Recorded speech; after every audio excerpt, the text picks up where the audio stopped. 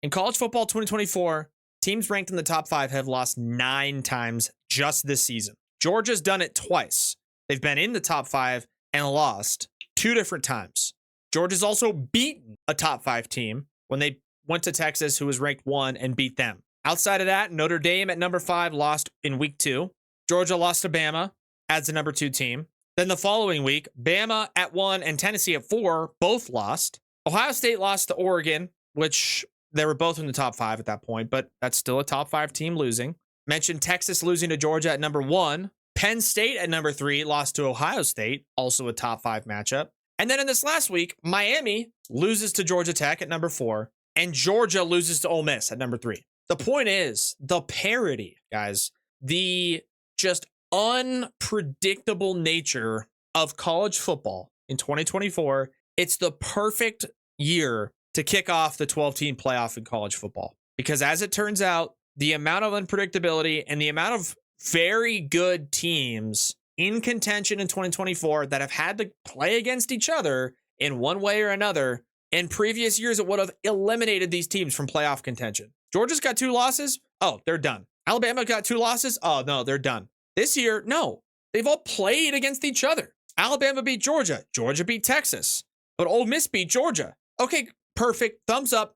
Put them all in. Now you have the luxury to do that. Put them all in the college football playoff. Let them duke it out and find who the actual best team is. Same can be said for the Big Ten. You've got Oregon, Ohio State, even Indiana. Oh, and only a certain number of teams can play in the conference championship, right? Let's say Oregon and Indiana both go into that game undefeated. Well, Ohio State doesn't get to play in the Big Ten championship. They're toast. No, just put them in, right? Oregon and Indiana, they're both in the Big Ten championship. Okay, one of them's going to lose that game. Put them both in the playoff and put Ohio State in, because you can. It's the beauty of the 12-team playoff. And the fact that we haven't had the 12-team playoff from the jump is pretty wild. Now, I understand it was a big leapfrog from the 2-team BCS championship to a 4-team playoff. I get it. But they jumped from 4 to 12. So I'm glad we got a 12-team playoff this year, because it otherwise would have left out a lot of really good teams. The entertainment factor alone. The entertainment factor in the 12-team playoff this year is going to be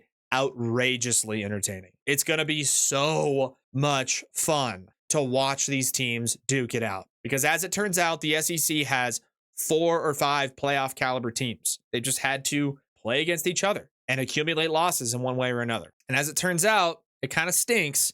I understand, for the rest of the country a little bit, but it's kind of how it should be. And realistically, final 12-team playoff comes out, the SEC could have Alabama, Georgia, Ole Miss, Texas, Tennessee, all in the top 12. The Big Ten could have Oregon, Ohio State, Penn State, Indiana, and then after that, it's probably going to be the other 2 conference champions with Miami or whoever out of the ACC and a Big 12 champion. It's going to be interesting to decide. It's going to be interesting to see. But thank God we have a 12-team playoff to begin with, because it's going to be so entertaining. It's going to be so much fun. The first round of games are going to be on campus. That is so cool, so exciting. And thank God we have it this year, man. I don't know how we hadn't had it for a longer period of time.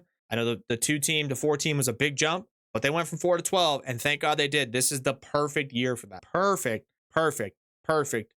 year. It's the absolutely best and perfect year to have the 12-team playoff. The conference realignment with all these really good teams having to play each other. We're going to get the best teams in the playoff with a chance to win a national championship, and the best teams will ultimately prevail. That's what I truly believe.